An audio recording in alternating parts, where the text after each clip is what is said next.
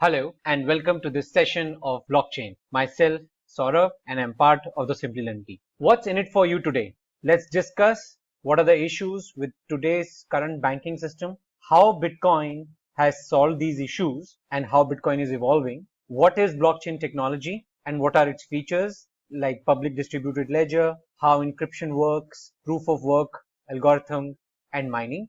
And we will also discuss certain use cases of blockchain mining. Now, what are the current set of issues in today's banking system? In order to do any transaction on a banking channel today, it costs a very high transaction fees. So suppose you want to do a transfer of money from your account to someone else's account through a banking channel, the bank might charge a fee for a $200 transaction up to $5, and the receiver will end up receiving $195, which in percentage terms is a very high percentage of transaction fee. Also, as of today, there's a lot of scenarios people end up doing double spending. For example, over here, the user has $800 in her account, but she ends up sending $1,000, $500 each to two users. Double spending is a unique problem where digital money is spent twice. So what does it tend to do is the user is able to make two purchases with the amount which is less than the purchase value. So in this scenario, the lady was able to buy a commodity worth more than $800, though she only had $800 in her account. Also, the banking systems are prone to hacking. Hackers attack financial institutions and gain unauthorized access to data. They can do transactions on your behalf which you are not aware of,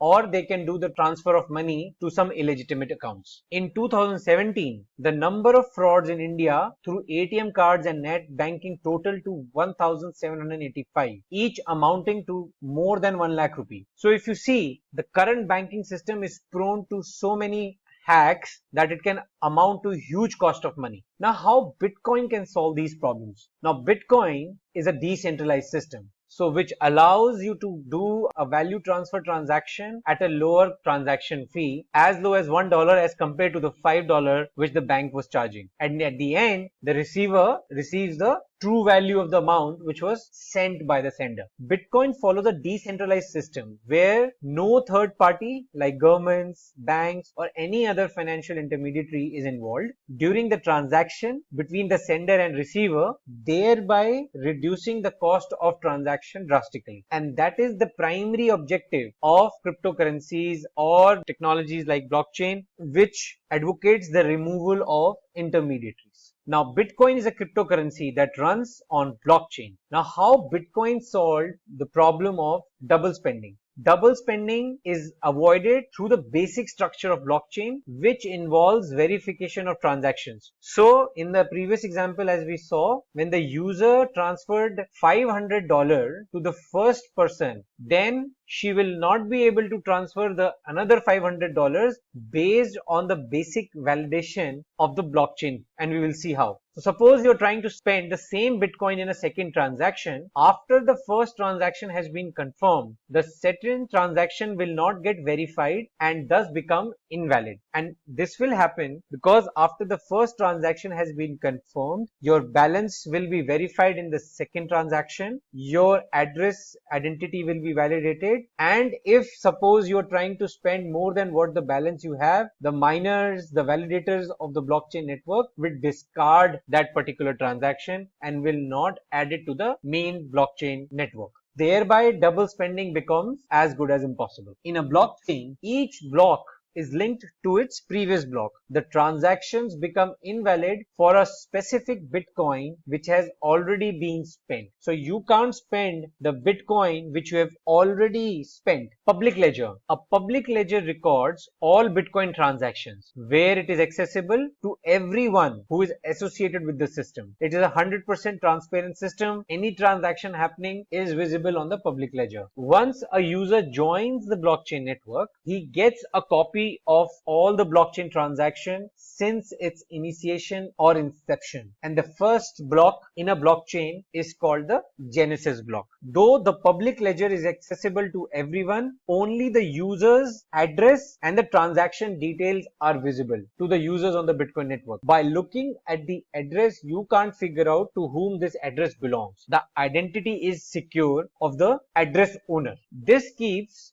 blockchain safe from data tampering. Each block on the blockchain is aware of who is its previous block, and this way the entire blockchain is created. Even if a hacker tries to hack one block, it would have to change the entire subsequent chain ahead of this block, which will require huge amount of computation power for the hacker in order to make the changes across all the blocks, which is next to impossible. Now, what is blockchain? Imagine two friends living far away and would like to transfer money using blockchain technology. Blockchain is a decentralized system of secure and trusted distributed databases. It's a distributed ledger which records and shares the transaction details across many nodes which are part of the network so that the data is not modified. So each and every transaction which happens on a blockchain network is distributed across all the nodes on the blockchain. Each and every participant has the same copy of the ledger, and it's an immutable ledger. Once a record or a transaction is registered, it cannot be modified. Blockchain was originally introduced to timestamp digital documents and prevent tampering of records. In simple terms, a chain of blocks that contain information is called blockchain. Now, when a transaction occurs, its related information is recorded into a block. So as you see, a transaction initiated in one corner of the globe can get registered on the block, and then that block is being verified, validated by the miners of the public ledger, and then added to the main blockchain. A block contains aggregated transactions in a single block which a miner has to validate, and in lieu of that, the miner gets rewarded. Now let's take a closer look at what all are the components of a block. So whenever we talk about a blockchain, what is actually a block and what it consists of? Now there are four major components. Each block contains a previous hash, data. Data is nothing but the aggregation of the transactions which are aggregated in the block, a nonce value, and the hash of the block itself. Now what is previous hash? Previous hash is the attribute which is connecting a block to its previous block. So the previous hash attribute consists of the hash value of its previous block. Data, it consists the details of the sender's address, the receiver's address, and the transaction amount. So basically there could be multiple transactions amongst multiple senders and receivers. So each block will consist n number of transactions, and each transaction will have a sender's address, a receiver address, and a transaction amount. Nonce, so basically the Bitcoin uses a proof of work algorithm, and in order to execute the algorithm, nonce is a random value used to vary the output of the hash value. So proof of work is the process of transaction verification done in blockchain. Hash is like a digital fingerprint. It is the fingerprint of the current block. Now where it takes an input value of the previous hash, the data, and the nonce, and produces an output value of fixed length. So Bitcoin network uses SHA-256 hashing algorithm to generate a 256-bit length hash. And this is the output. It looks something like a hexadecimal value. Now what are the features of blockchain? A blockchain is a decentralized public distributed ledger that is used to record transaction across many computers. So this is a sample transaction which you are seeing. These are a set of three transactions: A transferring money to B, B to C, and C to B. A distributed ledger is a database that is shared among all the users who are part of the blockchain network. The transactions are accessed and verified by users associated to the Bitcoin network, thereby making it less prone to cyber attack. It is actually enclosed within all the participants who are part of the network. Now let's take an example where these Bitcoin users are transferring money. So here we have example like Bella is trying to transfer money to John, John is trying to transfer money to Elsa, and Elsa is trying to transfer money to Jack. So these are the three transactions which are to be initiated. Now suppose these transactions were being happening on a central ledger and it gets corrupted. So there is a chance of the data getting tampered. To solve this problem, a public distributed ledger plays a vital role. Now it ensures that users part of this cycle have a copy of the transaction details. Each user will have a copy of each transaction. Bella, John, Elsa, Jack, they all have the same ledger, and this is what is called as distributed ledger. Everyone is having the same copy. Now in case one of the users like Elsa misplaces her transaction detail, she can easily be corrected by the other participants because they have the golden copy, the correct copy. Or if either of them attempts to alter the record, the alternate transaction copies with the other users will negate the alteration, because they will see that amongst all the participants only one participant is having a different copy. They will negate the copy of the user and they will rectify it. Encryption. Blockchain eliminates unauthorized access by using cryptographic algorithm SHA-256 to ensure that the blocks are kept secure. So SHA-256 is the cryptographic algorithm which is used. Each user in the blockchain has their own keys. So any user which onboards a typical blockchain network is always provided with two sets of keys. One is private, one is public. Private key is known only to the sender. Also, it is used to confirm if the origin of the transaction is legitimate. Public key, it is also used to uniquely identify the user, but it is shared by the sender with every transaction it floats on the blockchain network, and we will see how. Now let's take a look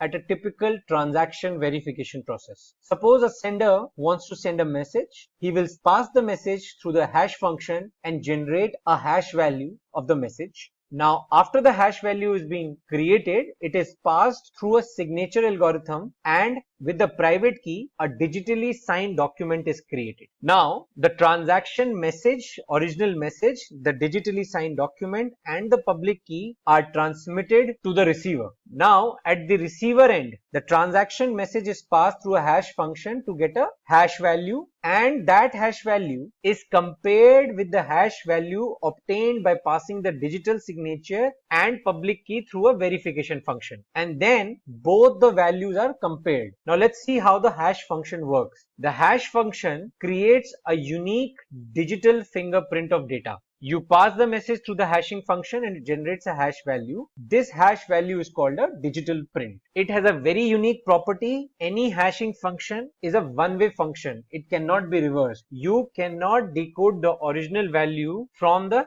hashed value. It is a one-way encryption. So here are some examples. Whatever be the size of the input data, the hash value is always of 256-bit length. And we will take a look at the demo at the end of this session, where I'll show you how to generate a hash value using SHA-256. Now let's consider an example of Gmail using hashing algorithm. Whenever you are entering the username and password, that password is never directly persisted in any of the Gmail's database. It is persisted using hashing function. So once you have created your password, and again once you log in, your password is again passed to the hashing function and compared with the hash value persisted in the database, and once both these hash value matches, then only you are allowed to log in. So every time you log into Gmail, your password is hashed into a value and compared against the one stored in the database. The hash value is matched with the one in database, and then the inbox is displayed on your screen. Now let's take a look of what is the proof of work algorithm. Proof of work is a method to validate transactions in a blockchain network by solving a complex mathematical puzzle, and this whole process is called mining. Finding the nonce value is the mathematical puzzle that users or miners need to solve in the Bitcoin network. So it takes huge amount of computational power and resources of the miner in order to find out that nuance value. Users trying to solve the puzzle are called miners. The puzzle is solved by determining a nonce that generates a hash value and results an output lesser than a target. So in any proof of work algorithm, there is always a target which is predefined for a block. The miner has to use the nonce in order to generate a hash which has to be less than the target. Miners verify transactions within a block and adds the block to the blockchain when they have confirmed and verified the transaction. With proof of work,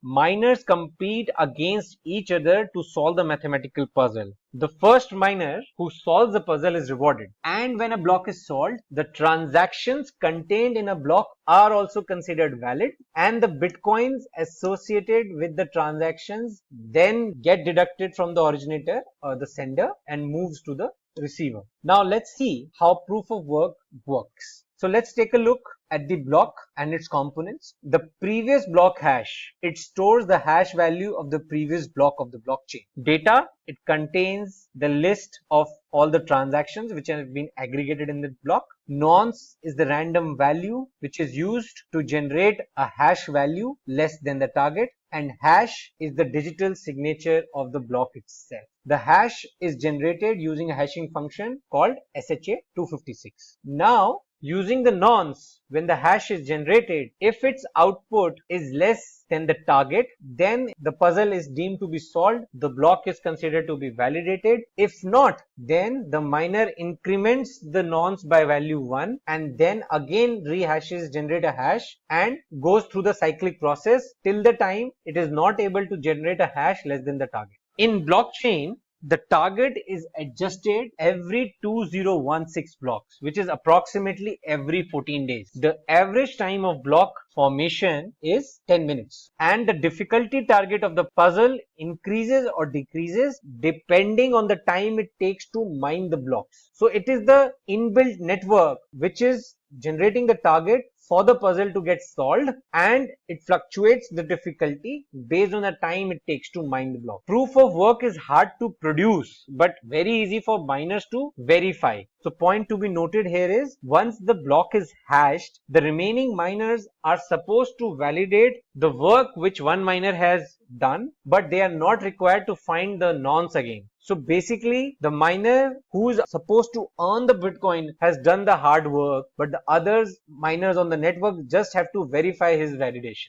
In blockchain, when miners use their resources, time, money, electricity, etc., to validate a new transaction and record them on the public ledger, they are given a reward. Now that reward is in Bitcoins itself, which as of today stands at 12.5 Bitcoins. And to add, there is no other way that the Bitcoins can be generated in a Bitcoin network. It is only through mining. Now, the Bitcoin network internally halves the reward after every 21k blocks, which is approximately every 4 years. So now subsequently, whenever the time period will end, the mining reward will get reduced to 6.25 BTC. Now let's take a look at a demo. Now as I said, this is a demo to showcase how to generate a SHA-256 hash using an input value. So whatever input I have, the hash which is generated, it is of 256 bytes. Even if I add a new value, it will again only generate a 256 bit length hash.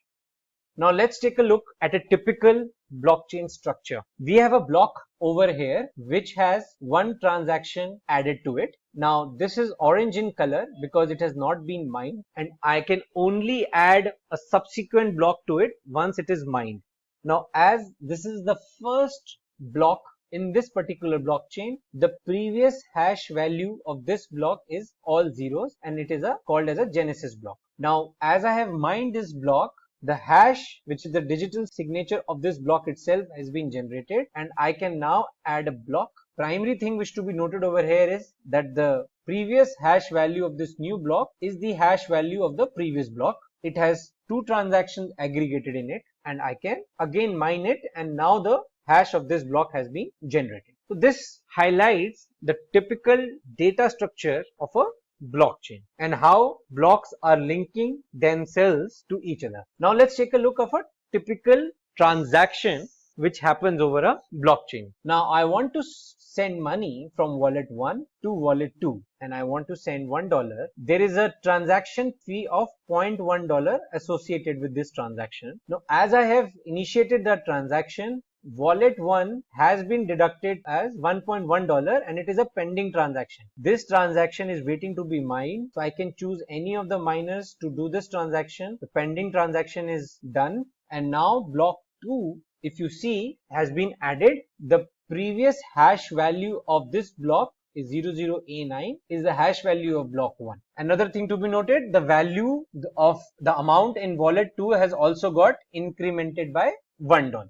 Again, we can try another transaction, transferring $1 again from wallet 1 to wallet 3, and say from wallet 2 to wallet 3 I have done a transaction, it is pending, it can be mined, and block 3 has got added. Now, what are the key takeaways today? We learned what are the current issues in the banking system and how Bitcoin solve them, what is blockchain, features of blockchain, and a demo of the features which we have seen. I hope you had a great learning session, and I'll meet you in the next session. Thank you.